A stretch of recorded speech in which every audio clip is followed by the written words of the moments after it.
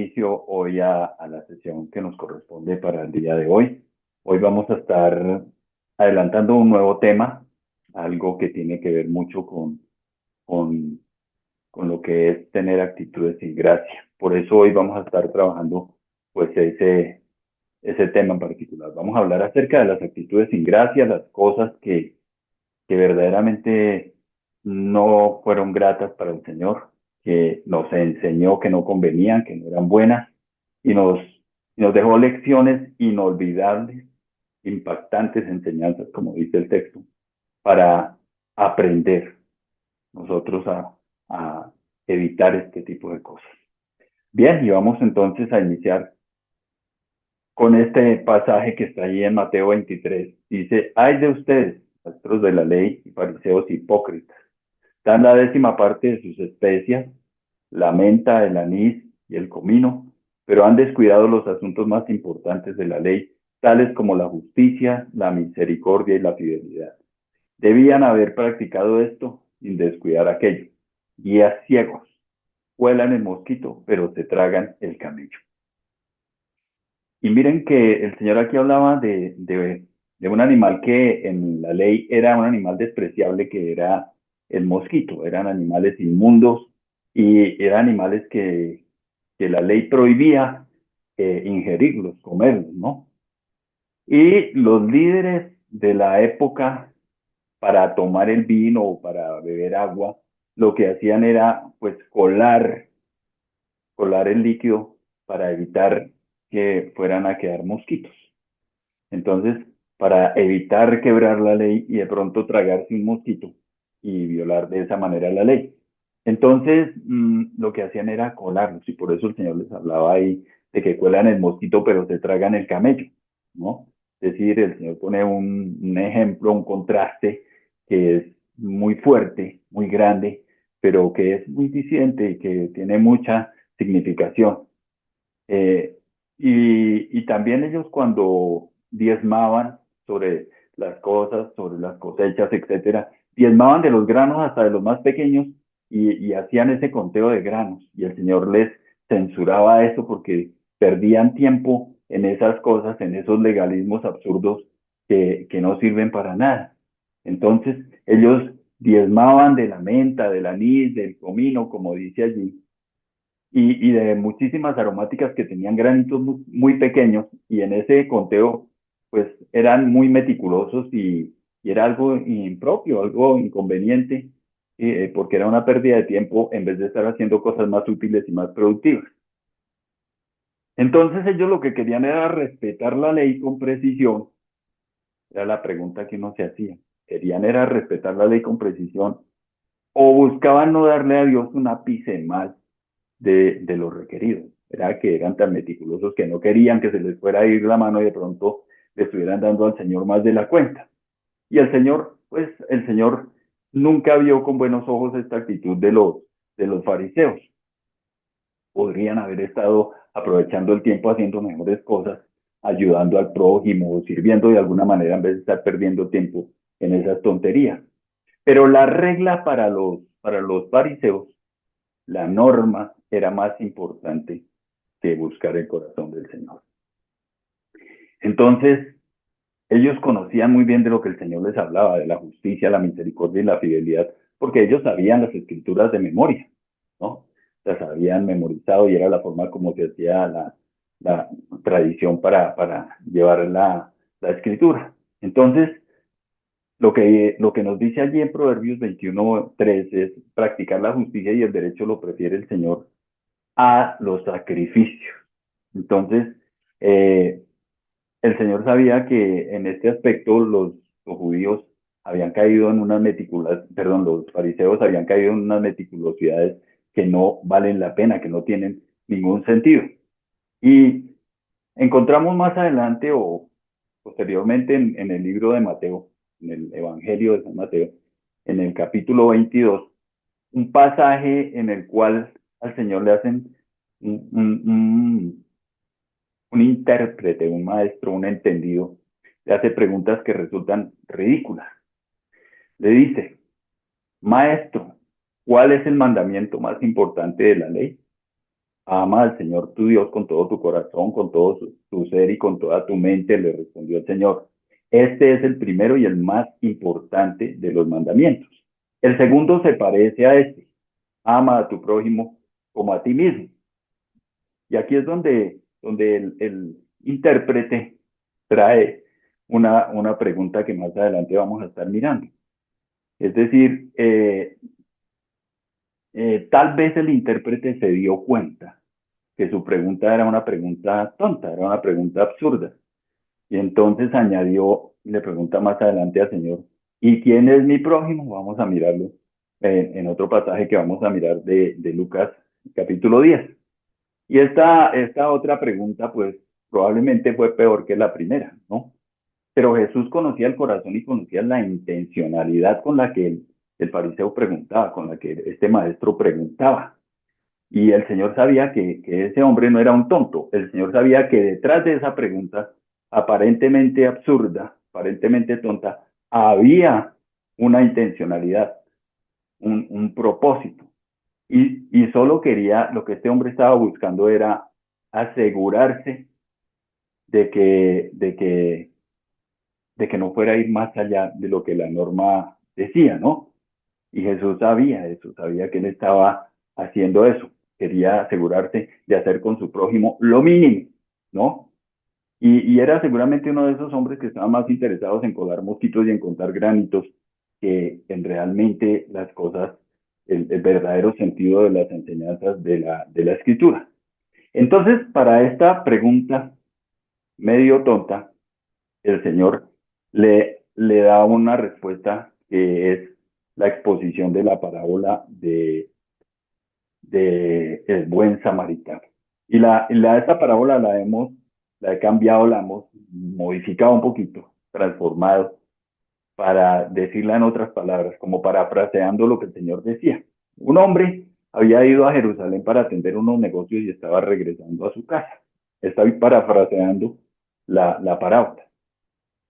El camino a Jericó se extendió a lo largo de 17 millas. No era un buen camino, no había patrullas en esa época, no estaba bien iluminado y una banda de ladrones asaltó al hombre, lo golpearon, lo robaron y lo dieron por muerto, lo dejaron por muerto.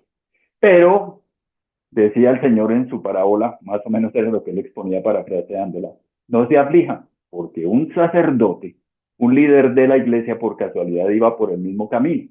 Fíjense que todo esto lo está diciendo el Señor para darle respuesta a esa pregunta. Que al hombre que fue asaltado le quedaba algún grado de conciencia. Si pudo abrir sus ojos inflamados por la golpiza y mirar, tal vez pensó, qué bueno, un hombre santo, un hombre de Dios y de mi propia religión, nada menos. Esto será bueno para mí. Pero no lo fue porque cuando el sacerdote lo vio, se desvió y siguió de largo. Que en otras palabras, lo que el Señor le está diciendo a este intérprete es, estoy hablando de ti, ¿no? Estoy hablando de ti. Y lo que él buscaba en este momento era pues la definición de prójimo.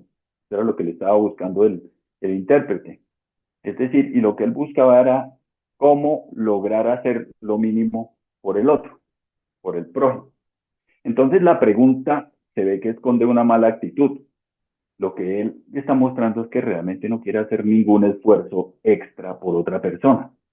Y como lo habíamos visto en otra ocasión, pues estas eran actitudes muy comunes entre los fariseos y esta es una actitud carente de gracia. Cualquiera que tiene que preguntar quién es mi prójimo, necesariamente es un prójimo malo que no quiere ayudar a su prójimo, que quiere evitar a su prójimo, evitar ser su prójimo. Continuamos parafraseando la parábola. De alguna manera, en la lista de quehaceres del sacerdote, ayudar a un hombre golpeado no estaba entre sus prioridades. Quizás no lo vio. Tal vez tenía que atender asuntos de la iglesia. Tenía que contar semillas de anís y colar mosquitos, sin tener idea alguna acerca de la justicia, la misericordia y la fidelidad. Él era un tragacamellos. Pero no se preocupen porque venía un levita, pero por desgracia se desvió y siguió de largo evitando atender al prójimo. Y la pregunta pues que se plantearía ahí es, ¿y por qué se desviaban? ¿Por qué se desviarían? Y ahí es donde entra a tomar ocasión realmente lo que uno ha aprendido, lo que uno ha recibido, lo que uno ha entendido, lo que uno ha interiorizado de la palabra del Señor. Mucha teología y poca gracia, mucho conocimiento y mucho quehacer espiritual, pero poca intencionalidad de ayudar al prójimo. Entonces, el levita debía asegurarse de seguir las leyes de Dios, que se habían establecido. Entonces, muy probablemente este levita era un fanático. Entonces, dijo, probablemente esté muerto y yo no puedo tocar los muertos porque tengo que ir a oficiar en el templo. Entonces, su religión para él era primero, porque las leyes le impedían tocar los muertos y posteriormente poder ir a ofrecer. Fíjense ustedes que este hombre no podía ayudar al que estaba herido allí porque podría haber considerado que estaba muerto y eso es un supuesto porque la escritura no dice eso, ¿no?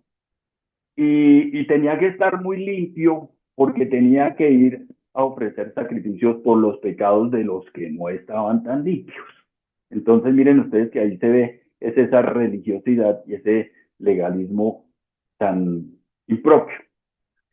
Es decir, que pensaba que sus deberes religiosos primaban y que importaban inclusive más que su propio prójimo. Esa es la manera de vivir del legalista, de la persona que vive ceñida a la ley. Y por supuesto, esta es una actitud sin gracia, pero suele pasar. A veces nosotros, los cristianos, nos parecemos a ese levita. Nuestros quehaceres y nuestras ocupaciones en los asuntos espirituales de la iglesia no nos permiten a veces ayudar a otros. A veces ignoramos a quienes podríamos ayudar y tal vez porque vamos de afán para la iglesia. Eh, Ignoramos que hemos recibido de gracia y que de gracia también debemos dar o podemos dar. Eh, Fíjense ustedes que este tipo de circunstancias ocurren, se presentan y, y los líderes espirituales a veces colamos el mosquito, somos tragacamellos, como decíamos hace un rato. Entonces, la pregunta real es, ¿quién es mi prójimo entonces? Pues una buena respuesta sería la persona a quien evito. Y miren ustedes que toda esta parábola el Señor la expone para ayudarnos a entender muy malos procederes que a veces tenemos. Y es el ingenio sarcástico del Señor Jesucristo para poder ayudarnos a entender las cosas. Los líderes religiosos se desviaron simplemente para evitar al hombre. Se podría decir que es que miraron sin ver, tanto ignoraron al hombre que si les preguntaran más adelante acerca de un hombre que estaba tirado en el camino, ni lo recordarían, podría pasar, porque estaban tan absortos en sus cosas que ni siquiera se detenían en eso, porque estaban cuidando el que no se fueran a tragar el mosquito. Pero muchas personas en el mundo están pasando por dificultades y entre tantas personas que hay en este mundo, nosotros a veces solamente tenemos tiempo para pensar en una, o sea, en uno mismo. El yo que ocupa el primer lugar. Pero a veces podemos ver el mosquito, colarlo y contar las semillas, pero no ver aún una escena de un crimen en una situación real. ¿Qué es lo que nos está diciendo el Señor? Que debiéramos aguzar nuestra sensibilidad, cuidar la forma como estamos haciendo las cosas, eh, para que nosotros podamos ver quién realmente está necesitado. Y para eso necesitamos también discernimiento y necesitamos desarrollar ese discernimiento. ¿Cómo se desarrolla? Pidiéndoselo al Señor en oración y ejercitándolo en la práctica. Entonces, aprender a ver a las personas con los lentes de la justicia, de la misericordia, de la fidelidad. Eso es tener actitudes con gracia. El sacerdote y el levita parece que miraron al hombre, pero no lo vieron. Estaban muy ocupados viendo sus reglas y sus deberes. Pero la actitud del Señor Jesucristo era diferente. Dice, Jesús recorría todos los pueblos y aldeas enseñando en las sinagogas, anunciando las buenas nuevas del reino, sanando toda enfermedad y toda dolencia. Al ver a las multitudes tuvo compasión de ellas porque estaban agobiadas y desamparadas como ovejas sin pastor. Entonces, la diferencia del Señor Jesucristo con estos líderes, ya, y muchas veces con nosotros, es que el Señor Jesucristo sí veía al necesitado. Es más, su atención siempre estaba fijada era en él, en el necesitado. Pero tal vez nosotros no tenemos acusada esa sensibilidad, no vemos a las personas ni sus necesidades. No los vemos como los veía el Señor Jesucristo en ocasiones, angustiados, indefensos, preocupados, en situaciones adversas, en situaciones en las que muchas veces nosotros podríamos colaborar. No los vemos como los veía el Señor, como ovejas sin pastor, lo vamos a ver más adelante. A veces estamos más interesados en nuestros deberes y por eso terminamos teniendo actitudes sin gracia. Y estos líderes, ahí podemos ver que no sabían quién era su prójimo. Por eso el Señor coloca en esta parábola de una manera intencional a un héroe inesperado. El Señor, como siempre, está rompiendo los esquemas.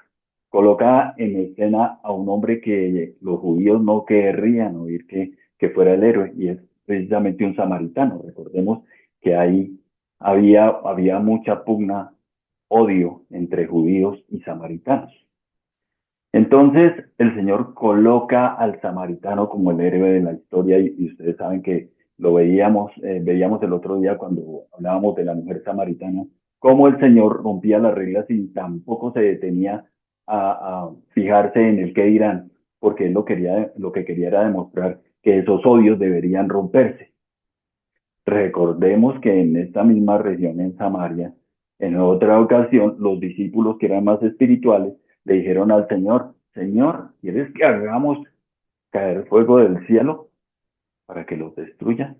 Y el Señor nunca tuvo esas intenciones, el Señor los reprendió en aquella ocasión y ahora con lo que hizo con la mujer samaritana y ahora poniendo esta parábola, poniendo en esta parábola como héroe a un samaritano, está haciéndonos entender eso, que esos odios no deben existir.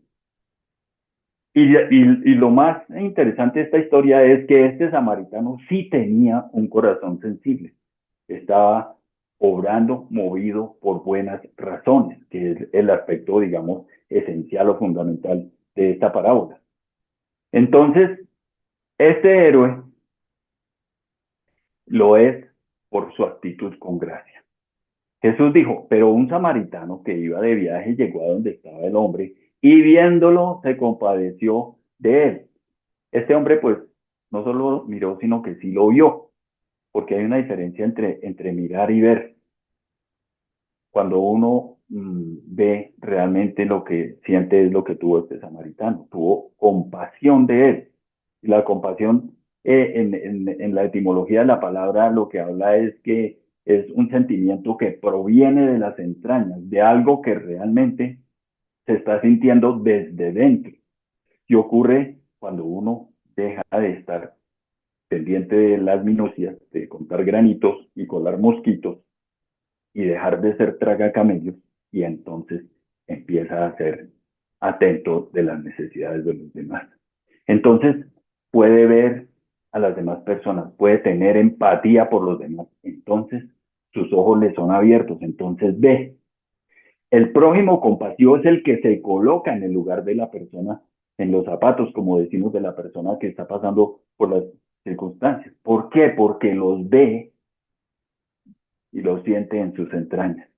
Siente lo que están pasando. Entonces, este hombre sí tuvo actitudes con gracia. Miren ustedes que estas actitudes con gracia no, y esta compasión que él tuvo no eran un asunto intelectual, ni de conocimiento, ni de teología, sino algo interior de su ser. Entonces, ¿qué hizo el samaritano? Dice, tomó al hombre herido, vendó sus heridas, derramó aceite y vino sobre él, lo cargó en su propio animal, lo llevó al mesón, lo cuidó, pagó todos los gastos necesarios. volvió más tarde a responder por él.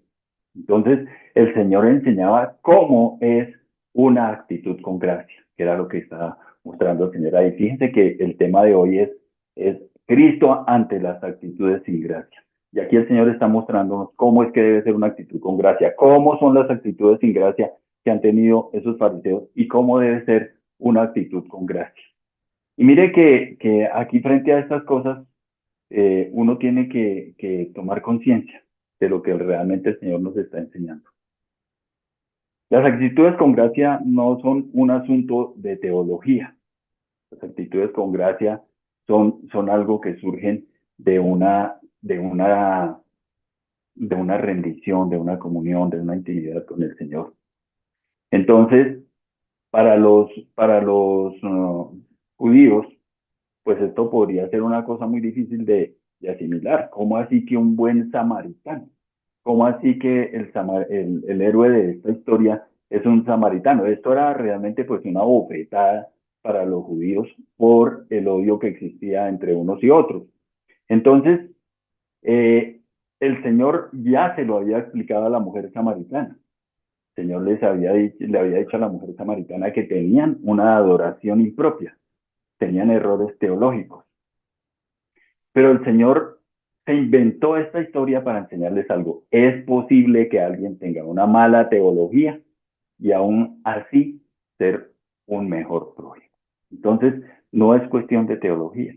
Fíjense ustedes, es cuestión de una verdadera intimidad con el Señor. ¿Por qué? Porque eso que ellos tenían, esos judíos y esos fariseos, era teología sin gracia, una teología que los alejaba del propósito de Dios.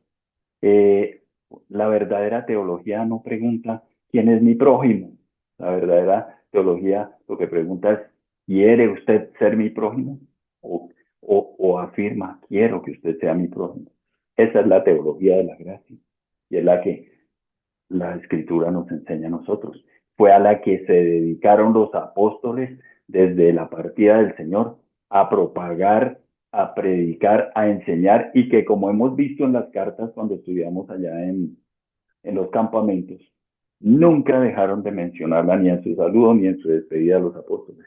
Y dentro de la temática de las cartas la hablaban permanentemente, porque la gracia transformó por completo el enfoque de sus vidas. El impacto que causó en sus vidas fue tremendo porque la gracia, la teología de la gracia es realmente el sentido de nuestra relación con el Señor. Entonces, la teología de colar mosquitos es una teología que no es la que realmente sirve, la que le conviene. Esa teología deja de servirnos en la práctica. Estoy hablando de las reglas, estoy hablando de las normas, de la ley. La teología que nosotros tenemos es una teología que debe conducirnos al Señor, pero también que debe ser práctica con las demás personas. Es decir, es una teología que es vertical, pero que debe afectar nuestra relación horizontal con las demás personas. Recuerden que en el río nosotros tenemos que uno de los pilares de la iglesia es relacionar, relaciones con las personas, relaciones con el Señor. Pero si no hacemos las cosas de esta manera, basados en la gracia, podríamos estar cegados, podríamos estar siendo esos guías ciegos de los que hablaba el Señor. Y entonces este fariseo realmente lo que está haciendo, este maestro de la ley lo que realmente está haciendo es una pregunta tonta, una pregunta absurda. Y para esa pregunta absurda el Señor le tenía respuesta. Podríamos decir que eran preguntontas, ¿no? Para una pregunta tonta, el Señor le lanza otra pregunta de respuesta obvia. Esas preguntas eran muy frecuentes en la forma como el Señor utilizaba la dinámica para enseñar.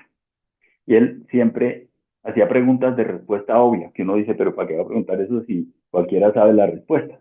¿Quién pues de estos tres te parece que fue el prójimo del que cayó en manos de los ladrones? Entonces la respuesta era obvia, el que se compadeció de él. Entonces, miren ustedes que aquí hay algo interesante. La respuesta que debería haber dado este hombre no era esa, el que se compadeció de él, sino la respuesta es, a la pregunta de quién pues de estos tres te parece que fue el prójimo el que cayó en manos de los ladrones, la respuesta debería ser el samaritano. ¿Quién fue el que se compadece? El samaritano. Pero este hombre no respondió el samaritano, sino respondió el que se compadeció de él. Eso dice en la Nueva Versión Internacional. Y en la Reina Valera dice el que usó de misericordia con él. Pero la respuesta no fue el samaritano, aunque era una respuesta de una pregunta de respuesta obvia. Pero el Señor le dice entonces lo que este maestro de la ley necesitaba saber. Ve y haz tú lo mismo, que traducido es, deja esas actitudes sin gracia y ve a hacer actitudes con gracia. Entonces, fíjense ustedes cómo ahí podemos nosotros obtener mucha información respecto a lo que el Señor pensaba de las actitudes sin gracia, de la inconveniencia de esas actitudes sin gracia, del concepto que él tenía acerca de las actitudes sin gracia, de lo que él consideraba que eran esas actitudes sin gracia. Y bueno, para seguir estudiando más actitudes sin gracia, pues lo mejor siempre es ir a la escritura, ir a ver qué más nos dice la palabra. Y aquí viene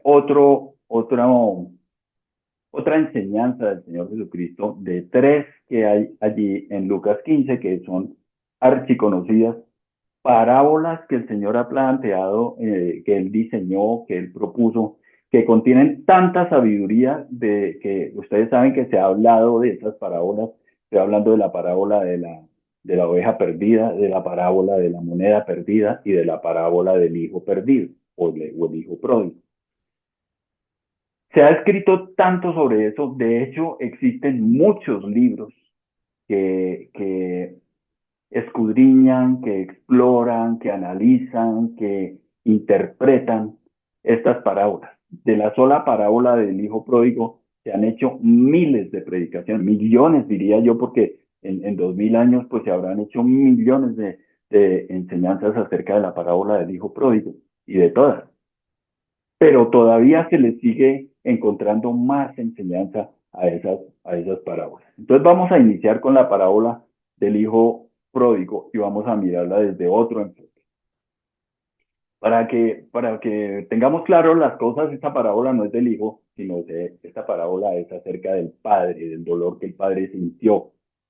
Entonces, como les decía, a pesar de que llevamos tanto tiempo estudiando acerca de ella, eh, todavía hay mucho más por sacarle. Son tan profundas, tan claras y tan interesantes, tan sencillas. No voy a, casi utilizo la palabra complejas, pero no, sencillas y edificantes estas parábolas que se les sigue sacando todavía muchísima enseñanza, ¿no?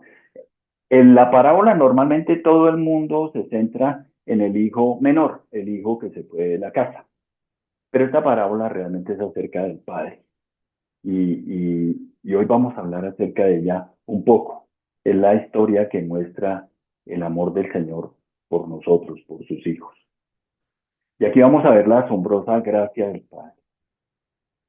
Muchos recaudadores de impuestos y pecadores se acercaban a Jesús para oírlo, de modo que los fariseos y los maestros de la ley se pusieron a murmurar: este hombre recibe a los pecadores y come con ellos. Es decir, ¿por qué puse este pasaje? Porque es que este pasaje muestra que la historia surge por la murmuración de los fariseos. Eso fue lo que llevó al Señor a hablar de esta parábola del hijo pródigo. Entonces, Jesús utilizó este ejemplo de la rebelión del hijo pródigo para mostrar el dolor del padre al momento de perder a su hijo. Y quería mostrar el Señor la asombrosa gracia del padre. Lo más doloroso de la palabra es lo que vivió de la parábola, es lo que vivió el padre, no lo que vivió el hijo, aunque el hijo sufrió y el hermano también, pero no es eso. La historia se trata desde el padre y la historia habla de eso, del desbordante amor del padre.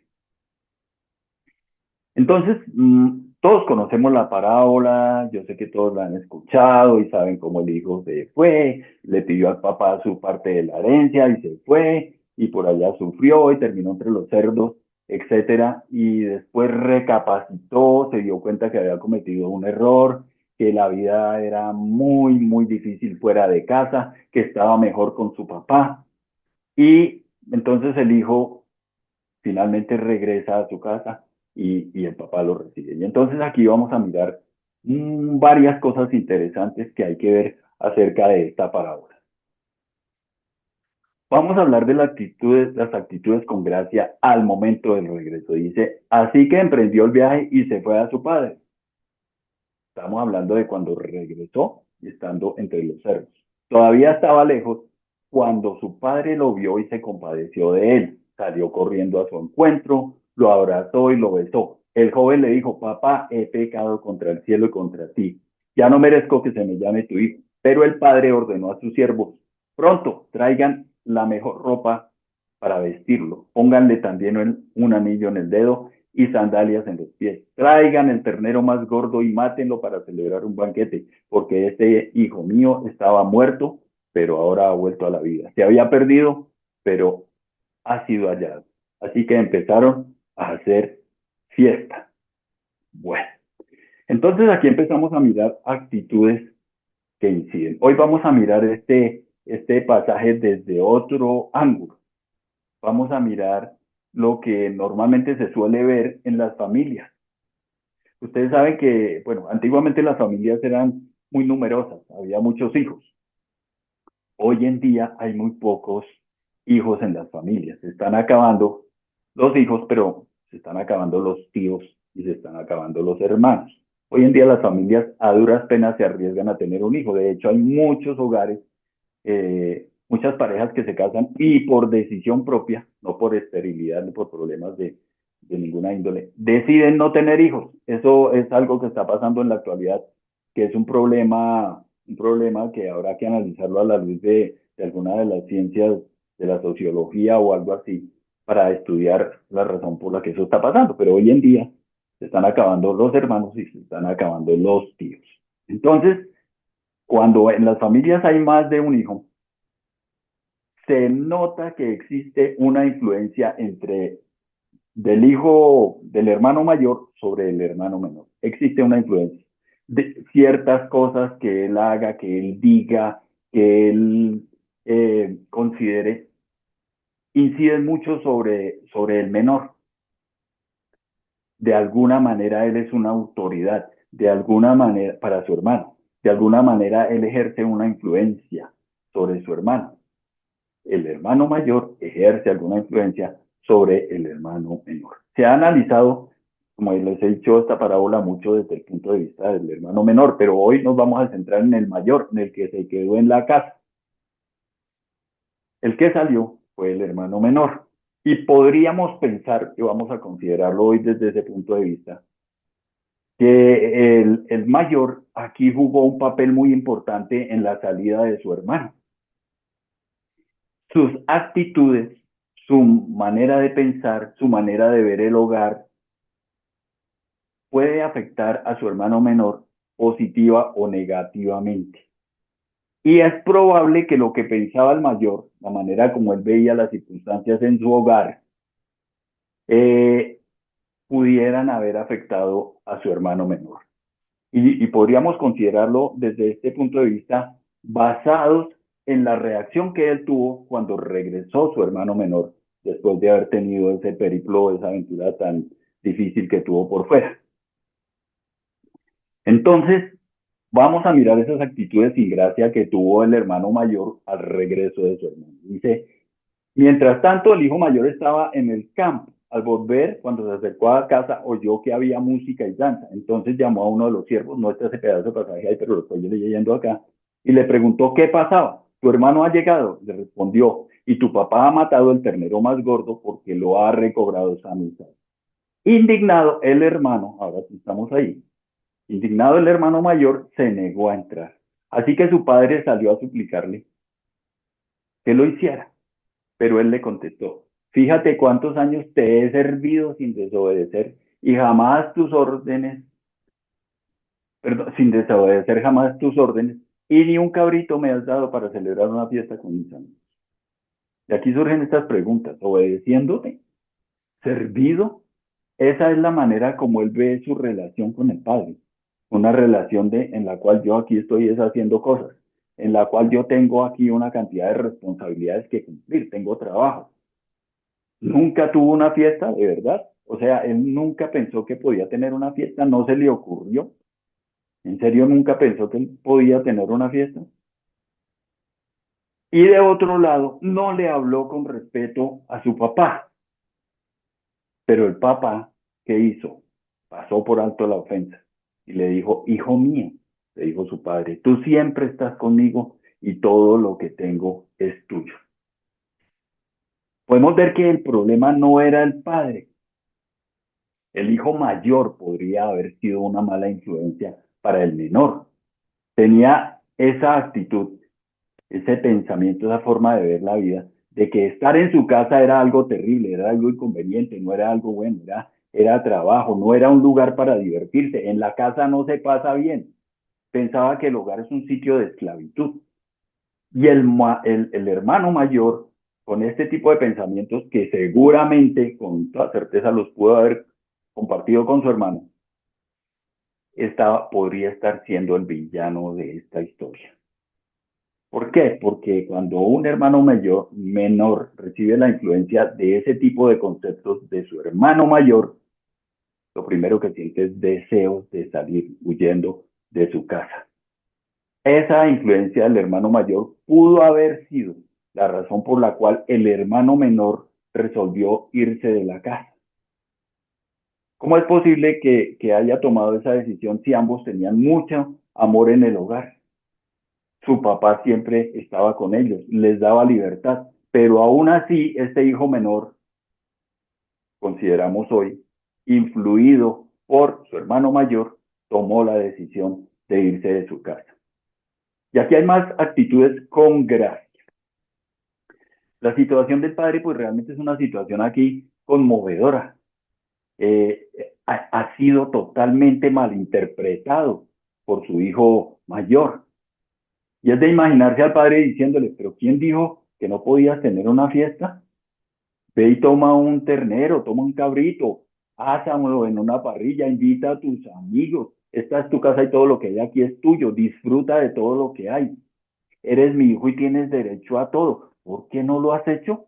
Y miren que estas son actitudes con gracia del Padre. El Padre, lejos de tomar venganza o lejos de tomar una actitud enérgica contra su hijo y reprenderlo y regañarlo por el reclamo que él le estaba haciendo, no, le dice, no, pero si es que todo es tuyo, tienes todo aquí. Está teniendo actitudes con gracia frente a alguien que realmente no está teniendo actitudes eh, con gracia ante él, además de que ni siquiera lo está respetando.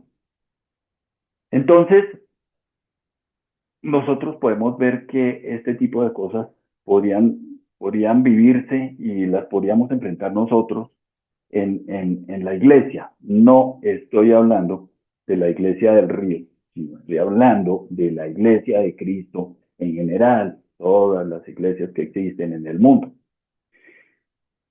Se podría aplicar esta parábola a algunos casos, a personas que se han alejado del Señor, que se han ido, decimos alejados, ustedes saben que el Señor nunca se aleja de nosotros, pero espiritualmente una persona que decide que ya no quiere seguir en el cristianismo, pues se está distanciando psicológicamente del Señor.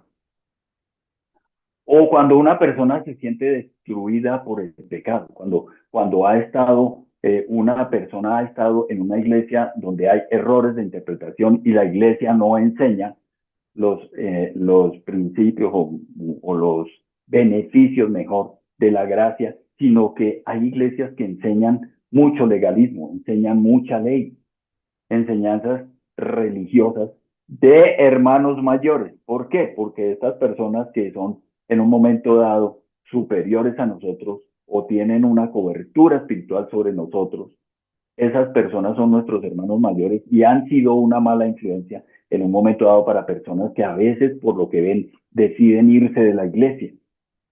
Malas enseñanzas que llevaron a las personas a persuadirlos de mentiras acerca de Dios, de que tenemos que cumplir, que tenemos que hacer esto y lo otro y lo otro y lo otro, y que Dios es un esclavizador, un tirano, un aguafiestas.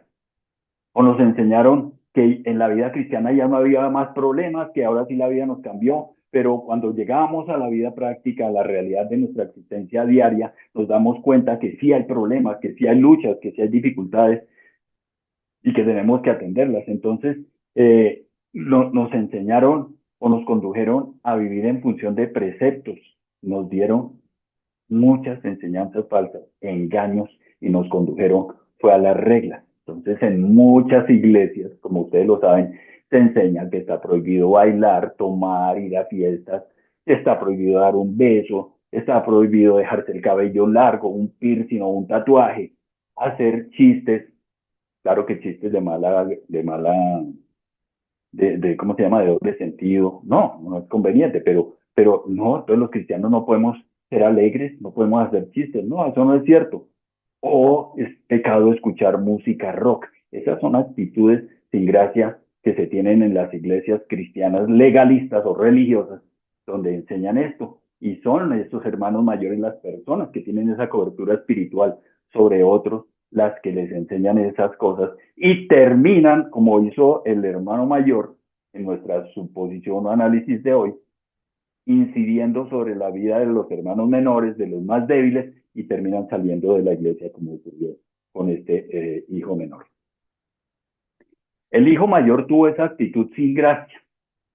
Dice, él vivía con un legalismo que era carente de gozo y de la abundancia de su corazón hablaba la boca. Dice, pero ahora llega este hijo tuyo que ha despilfarrado tu fortuna con prostitutas y tú la mandas, tú mandas a matar en su honor el ternero más gordo. Aquí la pregunta es, ¿quién dijo algo de prostitutas? Hasta este momento, según el relato de la parábola, el hermano mayor, que es el que está haciéndole este reclamo al papá, no había hablado con su hermano mayor. Él cómo sabía que había estado con prostitutas. Él no había tenido contacto con él. ¿Cómo lo supo? No tenía ni idea siquiera de los lugares que él había visitado, a dónde había estado. Y tal vez el celo con su hermano no era realmente solo por la bienvenida que se le estaba dando. Y no hay que perder de vista que el Señor Jesucristo le estaba hablando a líderes antifiesta, ¿no? Y que lo despreciaban además a él por ser amigo de prostitutas.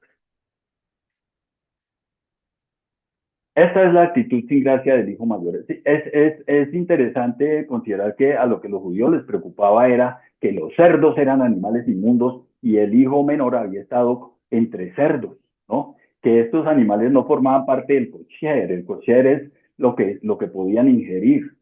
Entonces, y ahí se hacía la diferenciación entre lo que sí se podía comer y lo que estaba prohibido. Los animales inmundos y los cerdos formaban parte de los animales inmundos. Esto tenía molestos a los judíos, pero parece que estas cosas no eran las que tenían molesto al hermano mayor. A él como que había, su gran problema fue que él se tuvo que quedar sirviendo en su concepto, porque el Señor no le dijo es que te tienes que quedar aquí a trabajar, no, él lo hacía, pero porque él creía que debía hacerlo, porque él creía que debía cumplir las normas, porque él creía que debería aportar, que debía participar. Pero tal vez todas esas cosas que pasó su hermano ni le importaban, ni lo de los cerdos, ni si eran animales inmundos, nada de eso le importaba. Tal vez estaba envidiando la aventura que tuvo su hermano. A lo mejor estaría interesado en un fin de semana con las señoritas que acabamos de hablar.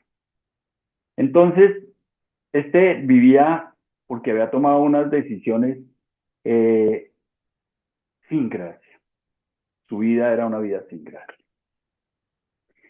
El menor, por esas decisiones que tuvo, que tomó de salir de su casa, tuvo que pagar un precio muy alto por aprender esas lecciones que recibió en su partida. Evidentemente no es bueno hacer lo que él hizo, tomar decisiones insensatas que nos pueden llevar a estar entre los cerdos.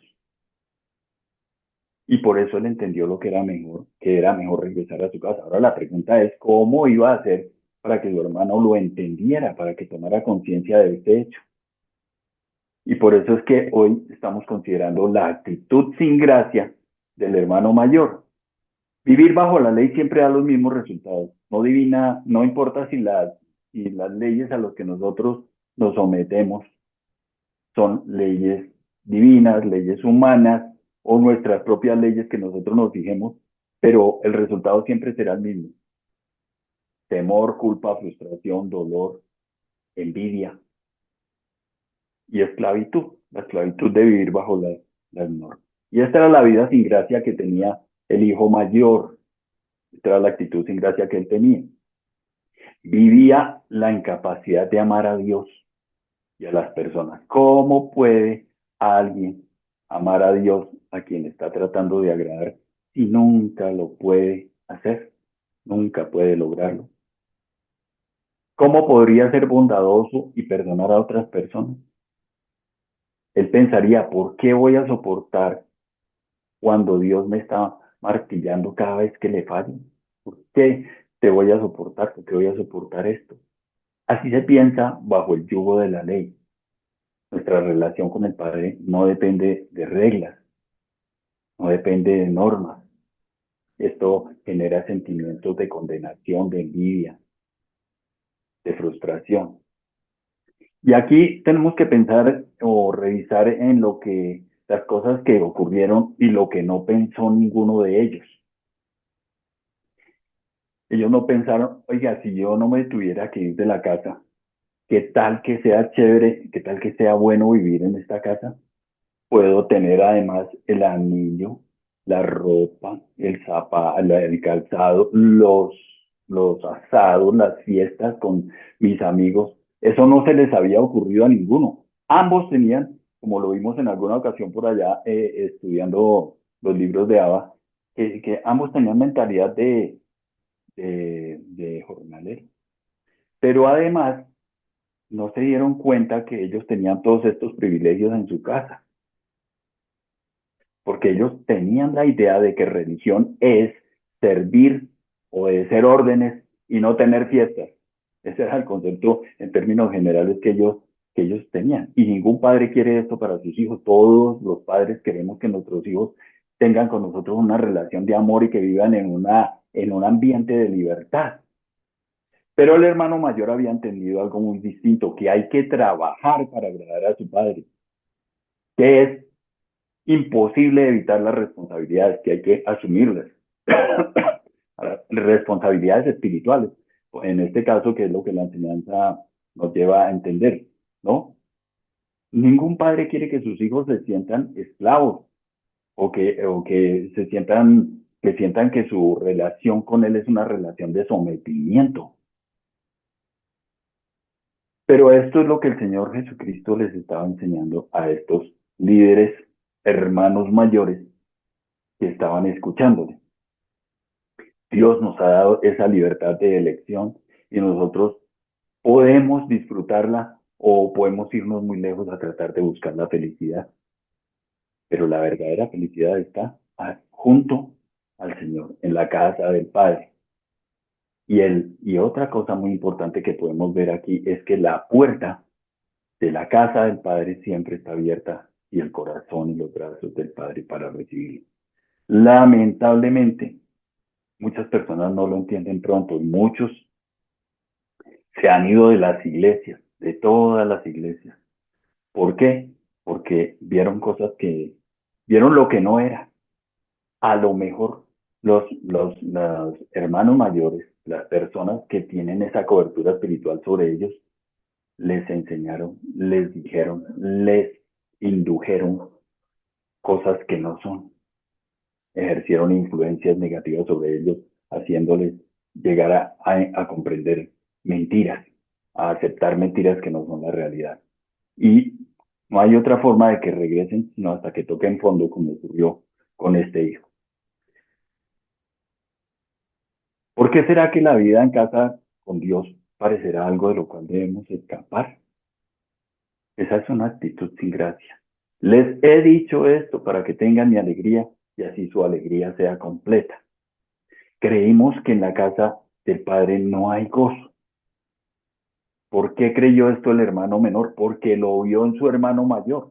Porque es que cuando él presentó las quejas a su padre de todo lo que le incomodó, entonces dejó ver lo que había en su corazón, con lo que seguramente influyó sobre su hermano y lo condujo a que él se fuera de la casa. Creímos que, y nosotros los hijos de Dios a veces hemos creído que la vida con el Señor no es de gozo, sino es de lucha solamente.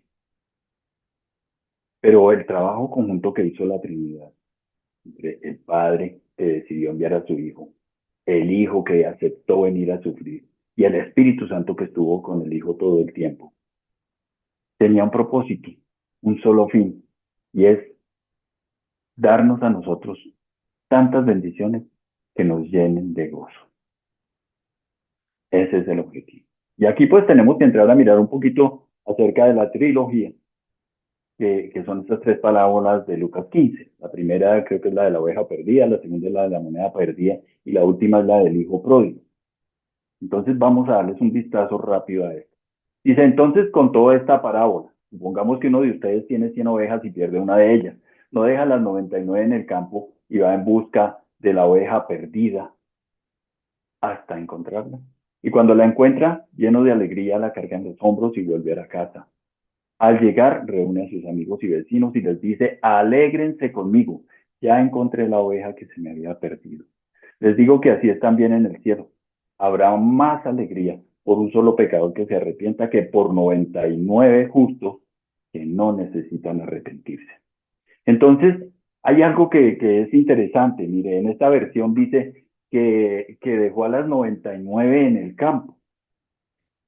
En la Reina Valera dice que las dejó en el desierto, lo cual es aún todavía más inapropiado. Uno pensaría, bueno, si yo fuera el pastor de esas ovejas, pues yo me busco una buena pradera o un corral y las meto allá y me voy a buscar a mi oveja perdida. Pero no, el pastor de la parábola dice que las dejó en el campo, en la otra versión, como les digo, en el desierto. Es decir, el punto es que las dejó en un lugar que no es el más conveniente, que es un lugar que no les ofrece protección. No las dejó en la seguridad de un lugar protegido, tampoco se las dejó a otro pastor y no las dejó en una pradera. Es interesante mirar esto. ¿Por qué? Porque las ovejas son indefensas. Ese lugar donde las dejó es un lugar hostil, tal vez el menos indicado. Podrían ser presa fácil de los depredadores. Las ovejas son animales que no tienen la capacidad de defenderse, no pueden morder, no pueden patear, no pueden arañar, no tienen veneno como otros animales, no tienen estrategias de defensa, tampoco tienen garras. Entonces, las ovejas solas, las 99, son presa fácil de los depredadores. Las ovejas por sí mismas tampoco son capaces de buscar una pradera. Por eso las ovejas necesitan un pastor, porque las ovejas necesitan cuidado y protección. La Biblia dice que las ovejas andaban desorientadas, necesitan pastor, pero miren ustedes algo curioso, las ovejas necesitan pastor, pero casi nunca colaboran con él. Esa es una actitud sin gracia de las ovejas. Son animales muy rebeldes, son indomables, son ignorantes, son tercos, testarudos. Y miren ustedes que las ovejas no son para hacer muchas cosas. Uno no va a encontrar jamás una oveja bailando en un circo o haciendo malabares. Las ovejas no se dejan enseñar. Entonces, el pastor es quien tiene que llevarlas a pastos verdes. Y miren lo que dice Isaías. Todos andábamos perdidos como ovejas. Cada uno seguía su propio camino. Y en Mateo 9:36 dice que Jesús al ver las multitudes tuvo compasión de ellas porque las vio como ovejas sin pastor. Ahí me quedó el errorcito en la cita de abajo. Bueno, pero el punto es que el Señor tuvo compasión de ellas y esa es la actitud con gracia del Señor. El campo o ese lugar desértico donde las ovejas están en espera del pastor mientras se encuentra la perdida, podría tipificar nuestro tiempo actual y nosotros ser esas 99 que estamos aquí en espera, en un lugar que no es nuestro sitio final, en un lugar en el que no nos podemos sentir cómodos ni amañados, porque el mundo no es para venir a que nos amañemos aquí, como a veces muchas personas pretenden tener casa, carro, lujos, becas, no sé qué, todo lo que sueñan, para con eso tenerle sentido a la vida. No, este es un lugar en el que nosotros, este no es nuestro lugar final. Recuerden que nosotros hablábamos el otro día de que tenemos una doble ciudadanía. En el cielo es donde tenemos nosotros nuestro destino final, ¿no? Estamos en este lugar acá mientras el Señor encuentra la perdida, porque el Señor la está buscando. La búsqueda de la oveja perdida continúa. Y vivimos en condiciones duras aquí, pero son temporales. La espera no es mucha en términos de eternidad. Este no es un lugar agradable y no es un lugar, sino que es un lugar de aguante, es un lugar de espera, de luchas, es un lugar de soledad. Pero en este momento el Señor está tras la que se perdió. El Señor sigue buscando al perdido, está muy cerca del perdido. Y mire que cuando el Señor inicia la parábola dice, un hombre tenía 100 ovejas, y es que 100, ese número es un número redondo, da la idea de algo completo. 99 es incompleto. Y por eso es que el Señor se fue a buscar su oveja perdida, porque Dios quiere tener así su redil. ¿Cómo es que quiere tener su redil? Completo. Entonces, por eso se va en busca de una. ¿Esa una quién es? Esa una es cualquiera. Cada uno de nosotros. Esa una fuiste tú. Esa una son las personas que todavía no han llegado al redil, las que está el Señor buscando todavía. Y una porque es el Señor, habló de una porque es la particularidad, es el interés que Él tiene por cada uno de nosotros.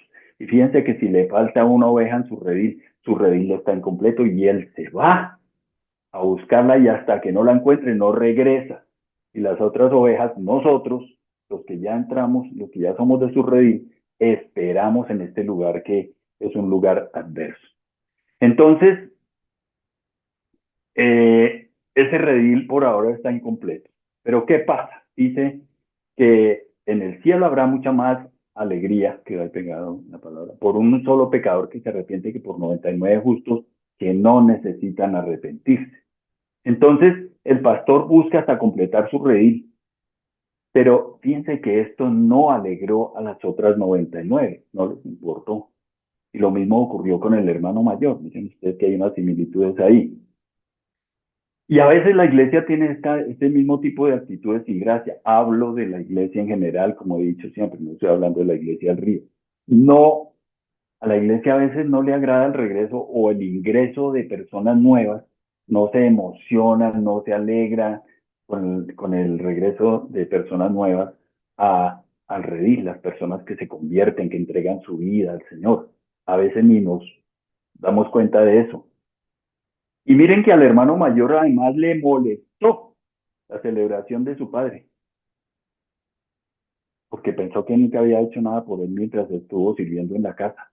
Y a veces nos pasa a nosotros eso mismo en la iglesia, creemos que tenemos mucho trabajo, que tenemos muchas cosas que hacer y ni nos damos cuenta de las cosas importantes que nos estamos perdiendo y no disfrutamos además de sus bendiciones ni nos alegramos por los que van llegando. Ya que hay lecciones para aprender.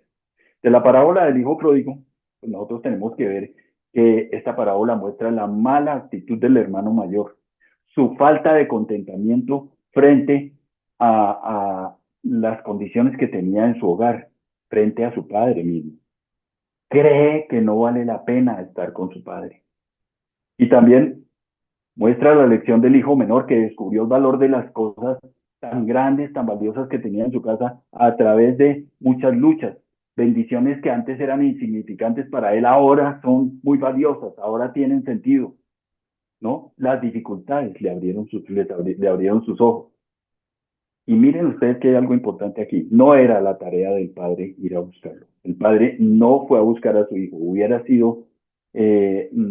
hubiera sido prudente haber salido a buscarlo. Y hay en la iglesia del Señor muchas personas que se van disgustados, están bravos con el Padre, están incómodos, están descontentos con lo que el Padre les ha dado. De la parábola de la oveja perdida, pues entonces, fíjense ustedes que no quedaron en una pradera, y es muy peligroso que allí se pierdan. El desierto no es un lugar cómodo, es un lugar de espera con ansia. Muchas ovejas andan distraídas por el mundo y están lejos del verdadero pastor. No están en el redil, están desorientadas y confundidas, los que aún no han conocido al Señor. Pero el pastor está en busca de cada una de ellas y seguirá hasta que la encuentre. De la parábola de la moneda perdida, pues no la escribí aquí hoy, pero ustedes la conocen muy bien. La moneda está refundida dentro de la casa, la mujer se le perdió. Podríamos pensar que por descuido de la mujer está distraída con muchas actividades, por eso dejó refundir su moneda. Pero sabe que la moneda tiene valor. Por eso la mujer podría tipificar a la iglesia y cómo la busca diligentemente, que es la tarea de la iglesia, porque sabe que ha descuidado algo que tiene valor y es la persona. La moneda tipifica a las personas de la iglesia. Están refundidas dentro del mismo templo. Y aquí hay como un reclamo a la iglesia que está allí en Ezequiel 34, que dice, y en cuanto a ti, rebaño mío, esto es lo que dice el Señor y Dios, juzgaré entre ovejas y carneros y machos cabríos. No les basta con comerse los mejores pastos, sino que tienen también que pisotear lo que queda. No les basta con beber agua limpia, sino que tienen que enturbiar el resto con las patas. Por eso mis ovejas tienen ahora que comerse el pasto que ustedes han pisoteado y beberse el agua que ustedes han enturbiado. Por eso, así dice el Señor y Dios, yo mismo voy a juzgar entre las ovejas gordas y las flacas, por cuanto han empujado con el costado y con el hombro y han atacado a cornadas a las más débiles hasta dispersarlas. Voy a salvar a mis ovejas y ya no les servirán de presa. Yo juzgaré entre una oveja y otra.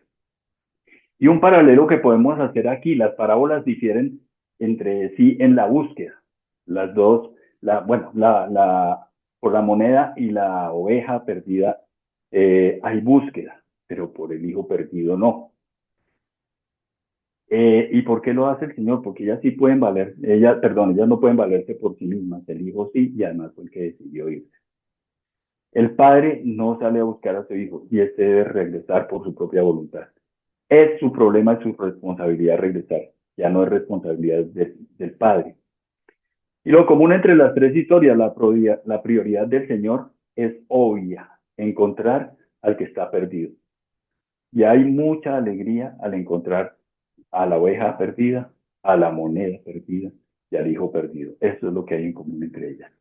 Y bueno, este era el tema que traía para el día de hoy acerca de estas actitudes sin gracia, que espero que les haya ayudado a ustedes a comprender algunas cosas y a valorar otras.